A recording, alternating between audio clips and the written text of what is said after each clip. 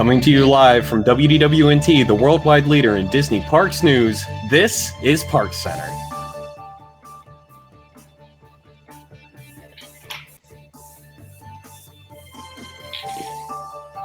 Hello, everybody. Welcome to this week's edition of ParksCenter. Joining me on tonight's show, I have Allison. Pete's not here, so Sibako! Ashley. Hey, everybody. Chris. Hey, howdy, hey.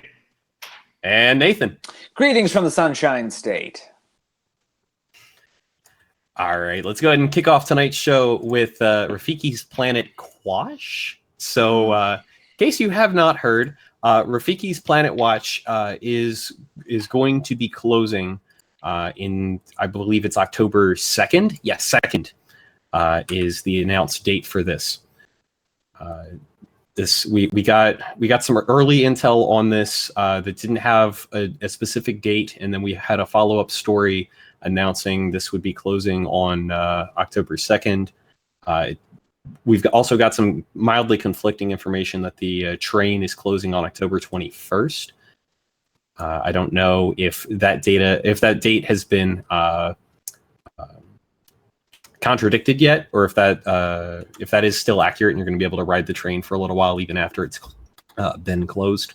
Would seem kind of foolish to me, but I never actually went to this. Did anybody here ever go there? What were your opinions? Ben, I think you've made a very good point without even meaning to, which is the fact that you, a person who hosts a YouTube Disney show, has not even went to Rafiki's Planet Watch. Before I get any farther, I'd like to shout out to the people that retweeted our link about tonight's episode. Jacob, Doug, and Ryan, thanks so much, guys. I think that I appreciate the educational aspects of what Rafiki's Planet Watch is. I love when you get in there and you see an animal being worked on. I mean, it's amazing. Like, sometimes you'll pop in and they're just working on a Komodo dragon. You know, they're doing some sort of tests, and it's very awesome. It's weird that Doc McStuffins is like right next to that, and it's sort of weird how it's all sort of smushed together. I love the goats. The train makes no sense necessarily.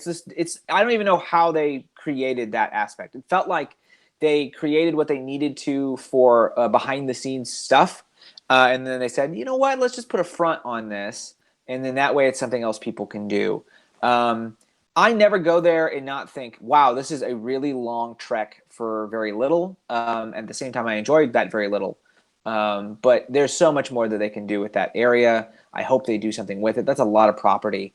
And I hope they keep the educational aspect, but I understand the need to sort of strip away a character based in a rather old cartoon in the sense of, you know, Disney, and do something with that. So... I'm going to butt in real quick. I misspoke earlier. It is not October 2nd. It's October 20th. Please pardon my typo.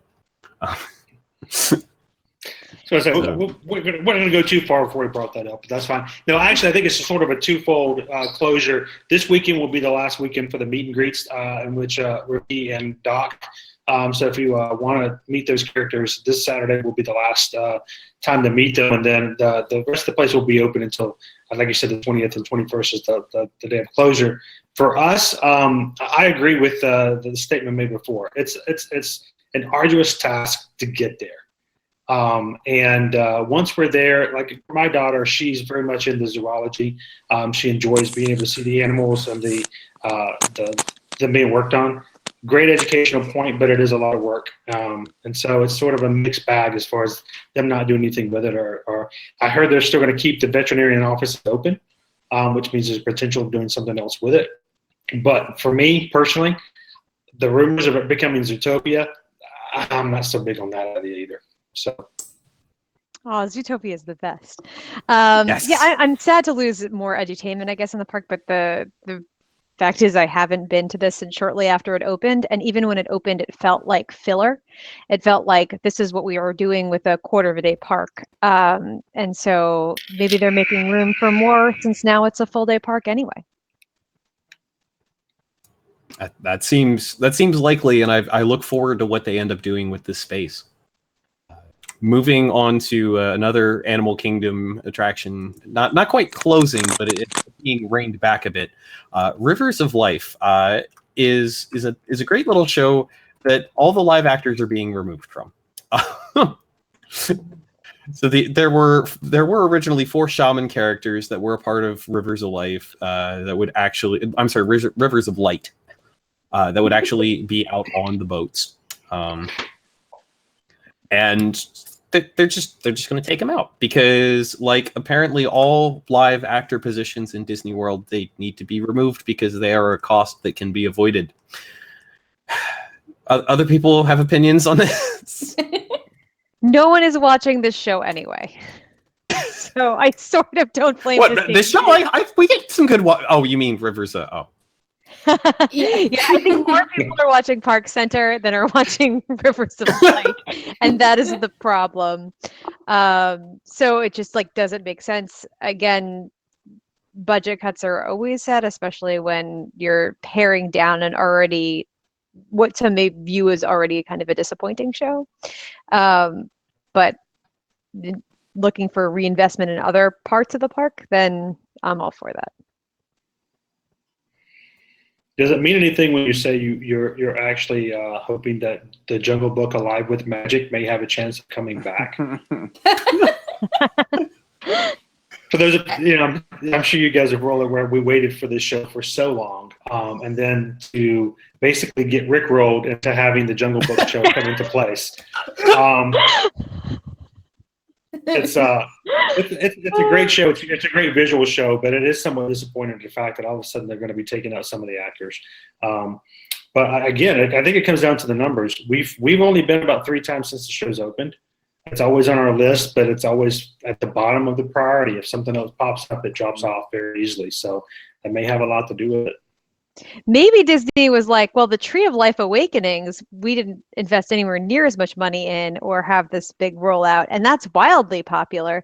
And the commonality would be then no live actors. So maybe that's the formula. It's their thought process. I mean, the social anxiety that I have in certain situations when it comes to interacting with actors, the fact is now mute sages of animal wisdom won't like look at me weird anymore or have that potential to happen. And I appreciate that. I hate to see any actors sort of, I hope they're getting repositioned somewhere else, but who knows, if there's no room for people in Hollywood studios, who knows? I feel like this is a big shift. And I hope it's not a sign of more to come. I can't imagine you could whittle down actors much more. You literally taking out all the actors in a show. So, yeah, I mean, I think people, I might disagree with Allison a little bit in the sense that I think people do enjoy going to Rivers of Light. I don't think people enjoy going back to Rivers of Light. I think there's enough people for the show to happen every time it's there. But it certainly is not going to have a legacy like Illuminations or anything like that. So hopefully all of those actors are going to get work in Star Wars Land when that opens up. Plenty of work in Star Wars Land, yeah. Indeed. Moving on to our next story for the night. Disney announced, so in their original post, they announced 19 different things that were coming for 2019 in new and changing entertainment options. New and seasonal options. So some of these are like the Festival of the Arts is coming back. What a surprise.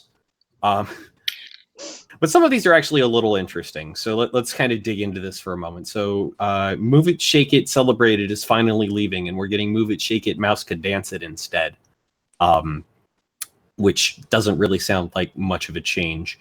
Let me just run through this whole thing. Dapper Dans are going to be singing Mickey-specific things to celebrate Mickey's most recent anniversary. We've had more of Hollywood Studios turn into Incredibles themed areas. We've got an Edna Mode meet and greet coming, which I'm actually kind of excited for. We've got Monsters Inc. coming up inside of Walt Disney Presents with a meet and greet there because I don't know, we needed something. And we've got a dance party because what's Disney without more dance parties? Roll your eyes, Ben. They're popular. Yeah. I just Until they take out the live actors. Yeah. I am shocked for the Incredibles thing a little bit. They literally have put gates on the area. So the fact that they put gates on the area and then they sort of said, we can still do something with this. Let's go grab some stuff we had in Tomorrowland and slap it in this alleyway. Hopefully it's more than that. I think it certainly will be. But yeah, you don't create an Edna Mode costume for a one-time summer benefit. You gotta use that thing for a while. So I'm happy that they're sort of expanding on the idea of what Pixar is in that area a little bit. We'll probably see a rotation in that alley of different characters throughout the time if they continue to use that spot. So the rest of it is totally fine. When they said Dapper Dans, my heart skipped because I thought they were like, and we fired the Dapper Dans. That's something to look forward to. So I was glad that didn't happen. Does anybody remember the Mickey Mania parade from like 20 years ago? Sounds vaguely familiar, but no. Oh, okay. It was deliciously 90s, and I just feel like if we're gonna recycle or refresh something rather than move it, shake it, celebrate it, or mouse can dance it, or whatever it's gonna be, I'd rather them bring back the Mickey Mania parade because it was almost Dolly-esque in its surrealism, and there were Mickeys everywhere, and it would be very fitting for the anniversary of his creation / birth. I think it's weird that they haven't done a little bit more with that parade in general. I think you're right. It's going to be a sort of a slap together, redone version. They're basically slapping Mickey on everything, which of course is the whole point, and I understand that. Is there something coming up special for that reason? I'm not sure. His 90th, correct? Yeah. Correct? His 90th. Yeah, the 90th. Right. So it works. It's sad when it's everything feels tacked on these days a little bit. We're gonna kind of flop it together. So hopefully they'll get their act together a little bit with that. So I mentioned in that list of things that's happening that we're getting a Monsters Inc. meet and greet, and that is going to be going over top of the Star-Lord and Groot meet and greet, which I personally think is kind of a travesty. Like that's kind of, look at that picture. I love that so much. And we're losing this. We've got video of this. It's actually pretty great. Go check the video out on our website later if you haven't seen this and don't have a chance to get down there and see this greet for yourself. But I'm really sad to see this go. That's such a neat thing. Oh, we're all excited. Somebody else. Yeah. Well, I was just gonna say I don't understand why. Marvel is on this big, huge upswing right now. I know, not everybody is Star Wars' biggest fan right now after Avengers 4. But at the same token, it's Marvel, it's what's current, and we're replacing it Monsters Inc. which 10 years ago now, maybe a Monsters little less University, than that. though. Monsters University as well. But even still, that's almost what, five or more Yeah. plus years old? Yeah. So why, if they're replacing it with something that was coming out soon or something that had just come out, I get it. Like But Wreck-It why Ralph or something? There you go. Bring back Wreck-It Ralph. Why? I know. I know.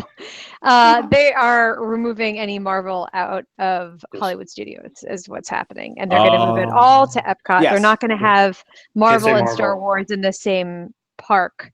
And now that they have Toy Story Land open, they're like, we don't need as much filler. So we will remove this. And then I have a feeling these actors are going to come back when the Guardians coaster reopens or soon before that. Oh, for sure. So I don't think we've really seen the last of this kind of meet and greet. But I just think they want to wipe any memory of people associating Hollywood Studios with Marvel and start making people associate Marvel with Epcot so that they're not having their two largest franchises in one park that happens to be the smallest by land area.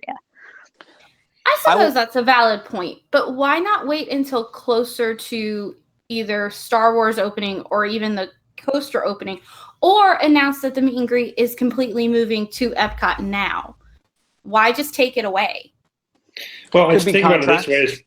I think it's also the fact that looking at the corridor, we've got Toy Story Land, so we've got our Pixar base here. Now that we have The Incredibles coming in 2019, we're expanding that Pixar area, and now we're just going down the corridor. So now that Walt Disney Presents is going to have Monsters Inc., you're going to have a very solid Pixar area at the back of the park. Yeah. Speaking of Star Wars Land in studios kicking out Marvel, we've got some more details about the Millennium Falcon attraction, and honestly, I'm pretty optimistic about this. So we posted about this earlier today. There's a 13-minute long bonus feature in the Target exclusive version of Solo: A Star Wars Story, and this is quite possibly the only way they were going to get anybody to buy the DVD of this. I bought it yesterday, punk. So watch yourself. So we've got a full big-on set of quotes here from this.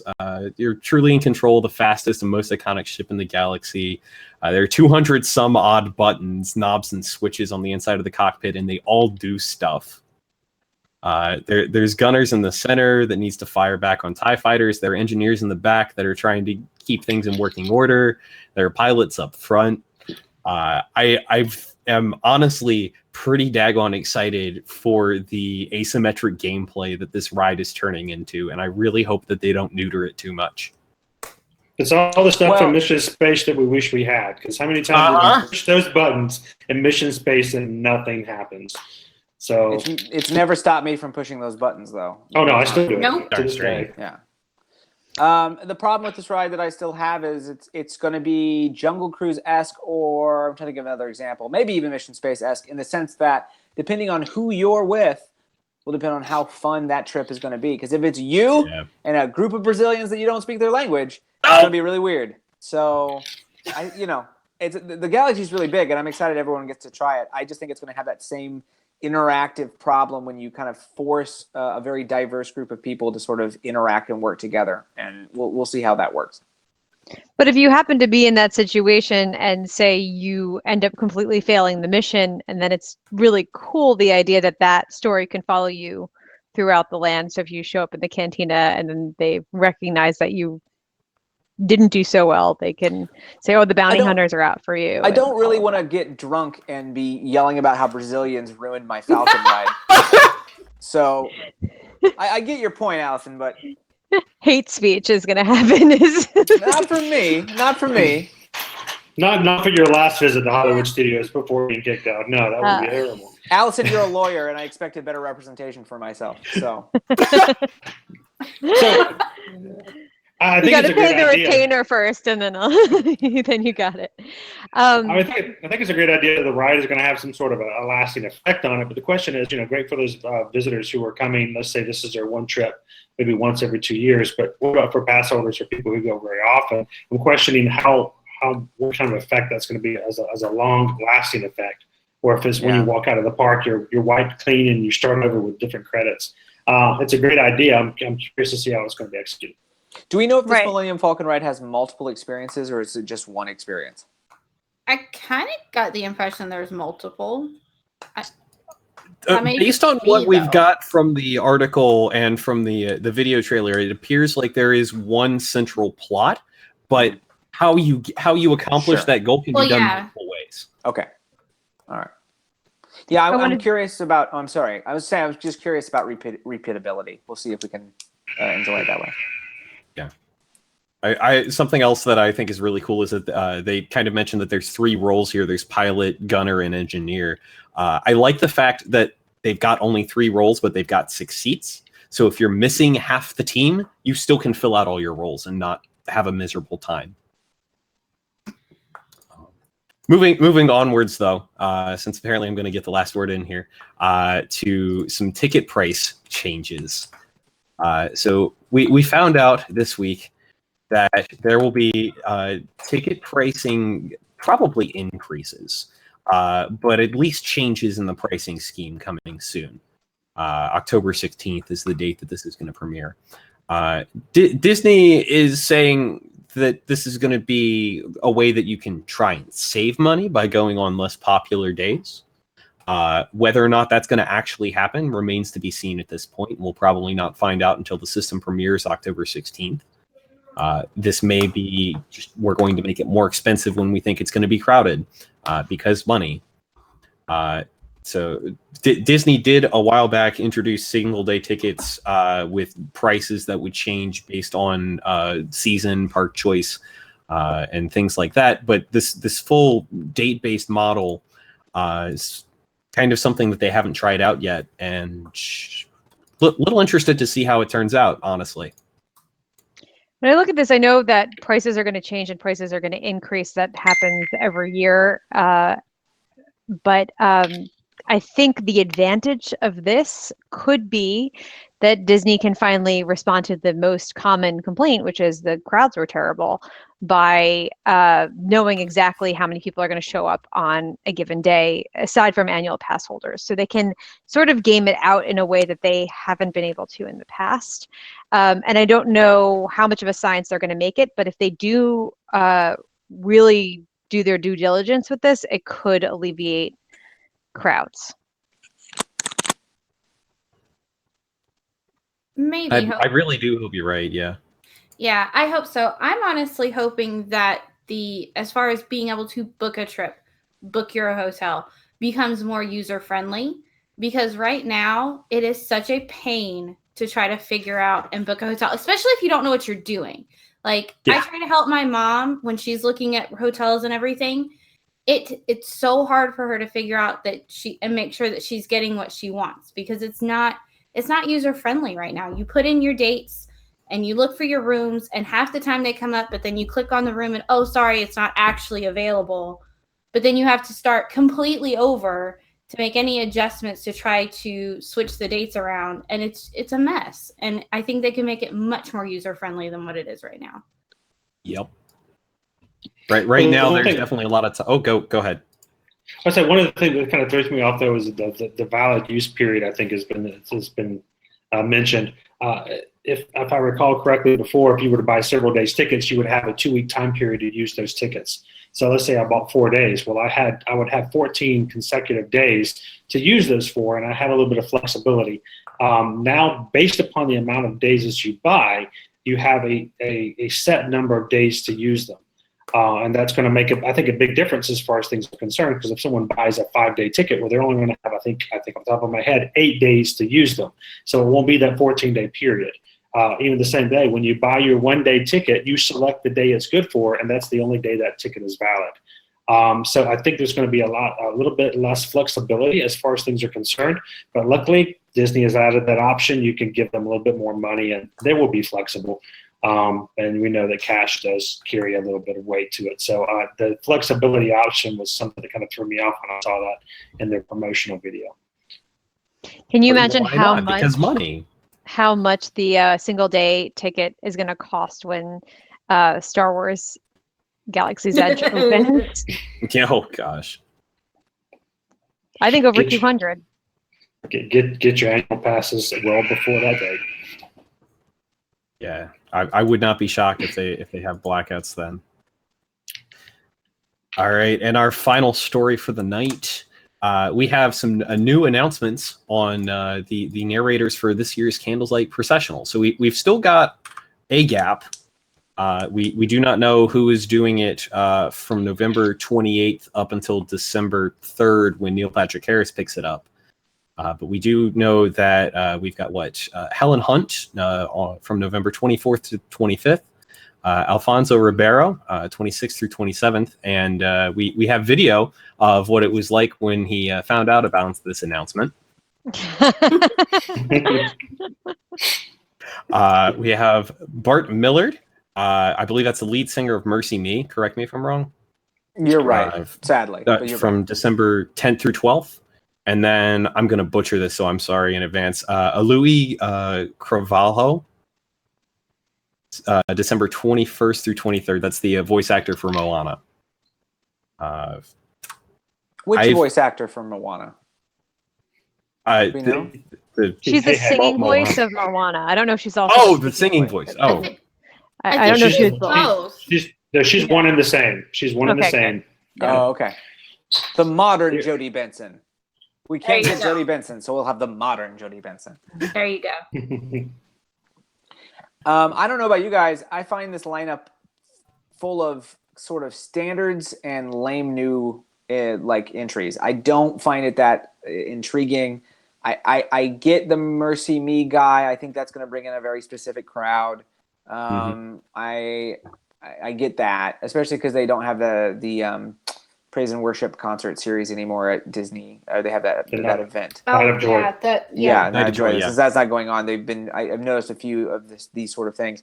And yeah, it's fine. I'm curious if Helen Hunt will like only do it on half the stage, and then they'll get somebody to come in and to do the other half of the stage. A la I swear, if they get Bill Paxton to do the other half of it, that would be. Well, that would be a Christmas miracle. So he's dead. So For Bill Paxton, it would some be. people call Christmas the finger of God. That's all I have to say.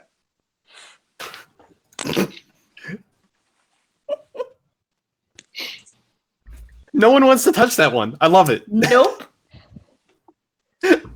I've rendered people speechless, and I'm not sure if that's a good thing or a bad thing.